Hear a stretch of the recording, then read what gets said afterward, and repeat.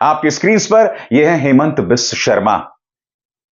यह व्यक्ति कहने को एक संवैधानिक पद पर है, इसने शपथ ले रखी है संविधान की, मगर रोज हेमंत बिस्व शर्मा लगभग रोज मुसलमानों के खिलाफ जहर उगलते हैं। सबसे पहले कल का उनका यह बयान सुनिए, मैं असम को मियां भूमि नहीं बनने दूंगा।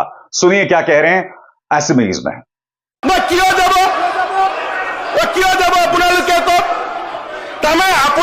গোটেই অসমখন লবই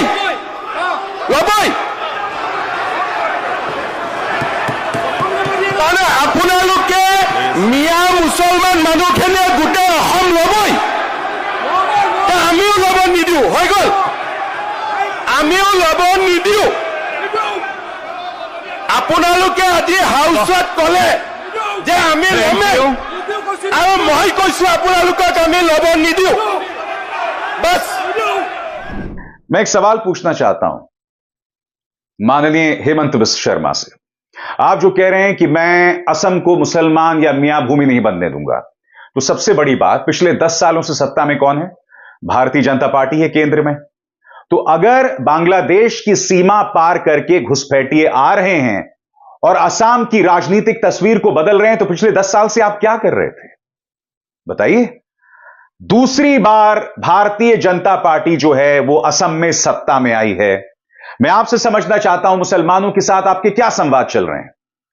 आप सिर्फ और सिर्फ उनके खिलाफ भड़काऊ बयान देते हैं। अब मैं आपको एक और बयान दिखाना चाहता हूं हेमंत बिस्व शर्मा का, जो कुछ दिनों पहले उन्होंने दिया था। उनसे एक पत्रकार यह सवाल पूछता है कि भाई आपकी जहां विधानसभा क्षेत्र है वहां पर पहाड़ों की कटाई हो रही है, तो आप जानते हैं हेमंत बिस्व शर्मा जवाब में क्या देते हैं कि तुम्हारा नाम क्या है? तो जवाब में वो पत्रकार कहता है शाह आलम। तो जानते हैं हेमंत बिस्व शर्मा क्या कहते हैं? हेमंत बिस्व शर्मा कहते हैं कि तुम्हारे जैसे लोग हिंदुओं को बचने देंगे क्या? सुनिए क्या कहा उन्होंने। গোটেই বিষয়টো স্যার সেউজীকৰণৰ ক্ষেত্ৰত সেউজীকৰণৰ বিষয় উঠোৱা নাই ন, গুৱাহাটীত পানী অহা তাৰমানে আপোনালোকৰ মাইণ্ড বিলাক কিমান পয়জন কৰি দিছে। আপোনাৰ নামটো কি? শ্বাহ আলম। আপোনালোক শ্বাহ আলম বা USPM মহিবুল হক, আপোনালোকে সব বস্তু যেনেকে মিলাই দিছে। আমি तो जैसे मैंने कहा ना, फर्क देखिए दोस्तों, मुसलमानों को खलनायक के तौर पर पेश करना, माइनॉरिटीज पर निशाना साधना, मगर उनके बच्चे, एक ICC का अध्यक्ष बनने वाला है, दूसरा BCCI का सचिव उनकी जगह बन जाएगा। और जैसे मैंने कहा, निशिकांत दुबे हों, रविशंकर प्रसाद हों, शिवराज सिंह चौहान हो, गिरिराज सिंह हो, इन तमाम नेताओं के बच्चे अच्छे अच्छे कॉलेजेस, यूनिवर्सिटीज में। आपके स्क्रीन पर अनुराग ठाकुर देश के गद्दारों को गोली मारो जैसे भड़काऊ नारे लगाए थे, नतीजा गोलीबारी शुरू भी हो गई थी। इनके बच्चे भी अच्छे अच्छे स्कूल्स और कॉलेजेस में पढ़ रहे हैं, मगर आप इस तरह से पत्थरबाजी कीजिए ना, आप इसी से खुश हैं। आप इस तरह से पत्थरबाजी कीजिए। आपका ध्यान भटकाया जा रहा है उन लोगों में जो आज जिंदा भी नहीं है। सुनिए माननीय हेमंत बिस्व शर्मा क्या कहते हैं कि मैं तो मुख्यमंत्री ही बना हूं बाबर और औरंगजेब को टाइट करने के लिए। सुनिए, अगर मैं मुख्यमंत्री बन के थोड़ा बहुत बाबर औरंगजेब को टाइट नहीं करूंगा तो मुख्यमंत्री बन के क्या फायदा है? तब उसमें फायदा क्या है? तो बाबर और औरंगजेब को टाइट करने के लिए ही जो मैंने मुख्यमंत्री बना हूं। मुख्यमंत्री महोदय, चाहे बाबर हो औरंगजेब, दोनों मर खप गए, कोई जिंदा नहीं है।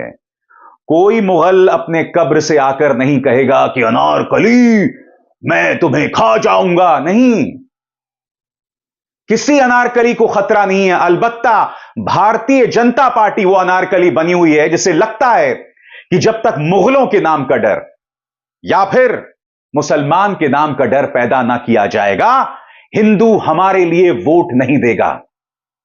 कितने शर्म की बात है ना कि इन्हें लगता है कि हिंदू को डरा के, उसे धमका के, उसे डरा कर ही उसका वोट लिया जा सकता है। अरे मैं आपसे पूछना चाहता हूं, अपने बच्चों को उतारिए मैदान में, उनसे भी पत्थर चलवाइए।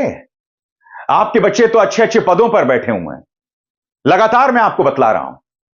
यह है मध्य प्रदेश के मुख्यमंत्री मोहन यादव, कह रहे हैं कि भारत में रहना है तो रामकृष्ण कहना होगा। आप जानते हैं दोस्तों, इस देश में कुछ लोग पैगंबर के सामने सिर झुकाते हैं, कुछ लोग गुरुद्वारे के सामने जाके शीश झुकाते हैं, कुछ लोग गिरिजाघर जाते हैं। एक व्यक्ति जो कि राज्य का मुख्यमंत्री है इस तरह की बातें कर रहा है? मकसद साफ है, एक बार फिर हिंदू और मुसलमान का बंटवारा पैदा किया जाए, एक बार फिर मुसलमान का हवा बनाकर आपको डराया जाए, और यह डर आपके जहन में 2014 से पहले कभी नहीं था। सुनिए क्या कह रहे हैं मोहन यादव। रहीम, रसखान यहां की माटी में अपने आप को जोड़ करके चले तो आज सदियों से उनका हम स्मरण करते हैं, लेकिन सावधान, जो यहां का खाता है और कहीं और का बजाता है ये नहीं चलेगा।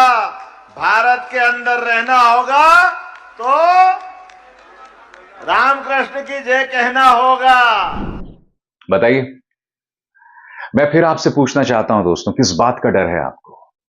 और एकता की बात की भी जाती है तो यह कहा जाता है कि भाई हिंदू एक नहीं होंगे तो कट जाएंगे, बटेंगे नहीं तो कटेंगे। मुख्यमंत्री आदित्यनाथ का बयान, वो कहते हैं कि बटेंगे नहीं तो कटेंगे, और मिसाल किसकी दी जा रही है? बांग्लादेश की। सबसे पहली बात, बांग्लादेश में हालात बिल्कुल अलग हैं। बांग्लादेश की जो प्रधानमंत्री हुआ करती थी शेख हसीना, वो उनका तेवर एक तानाशाह के बन गए थे, संस्थाओं की धज्जियां उड़ा रही थी, मनमानी कर रही थी, विपक्ष को जेल में डाल रही थी, इसीलिए उन्हें भागना पड़ा। तो आप बांग्लादेश से क्यों डरते हैं? क्यों डरते हैं मुख्यमंत्री आदित्यनाथ बांग्लादेश से? और सबसे बड़ी बात, अगर आप ये कह रहे हैं बटेंगे तो कटेंगे, तो पूरे देश के लिए कहिए ना। सबसे बड़ी बात, हमारा यह देश एक परिवार है, हिंदू मुस्लिम सिख ईसाई आपस में जुड़े हुए हैं। अगर आप यह सोचते हैं कि एक वर्ग एक होकर देश का भला होगा, गलत सोचते हैं आप। नहीं, हम सब एक परिवार हैं। परिवार में दरारें पैदा करके परिवार खुश नहीं हो सकता। हम सबको एकजुट होकर आगे बढ़ना होगा, तभी देश तरक्की करेगा। इसीलिए मैं मुख्यमंत्री आदित्यनाथ के उस बयान से इत्तेफाक नहीं रखता कि बटेंगे तो कटेंगे। हम सबको एक होना पड़ेगा। अगर आपने सभी धर्मों के लिए कहा होता ना कि बटेंगे तो कटेंगे, तो मैं आपसे इत्तेफाक रखता। मगर आप सिर्फ हिंदू एकता की बात कर रहे हैं।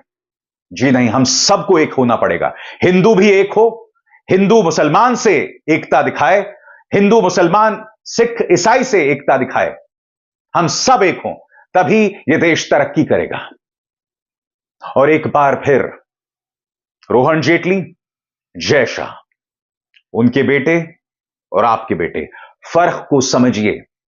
इसीलिए बार बार संवैधानिक पद पर बैठकर भी इनके नेता भड़काऊ बयान देते हैं। ये गिरिराज सिंह हैं, कहते हैं कि हमसे बहुत बड़ी गलती हो गई कि बंटवारे के समय हमने मुसलमानों को यहां रहने दिया। 75 साल से ज्यादा हो चुके हैं देश को आजाद हुए। इस देश की अर्थव्यवस्था, इस देश के संविधान, इस देश के रोजमर्रा की जिंदगी में माइनॉरिटीज का अपना योगदान है। इस देश ने मुस्लिम राष्ट्रपति देखे, सिख प्रधानमंत्री देखे, सेना में माइनॉरिटीज को देखा। इस देश ने सुपरस्टार्स को देखा जो मुसलमान थे, जिनका मजहब इस्लाम था। मगर पिछले 10 सालों से आपको बताया जा रहा है कि आपका वजूद खतरे में है। 2014 से पहले तो हिंदू खतरे में नहीं था, तो हिंदू हृदय सम्राट के मुख्यमंत्री और प्रधानमंत्री बनने के बाद हिंदू खतरे में कैसे आ गया भाई? कैसा कमजोर शासन है आपका, कैसी कमजोर सोच है कि राम मंदिर के बनने के बाद भी आपको हिंदू खतरे में दिखाई दे रहा है? खतरा हिंदू को नहीं है, खतरा बीजेपी को है।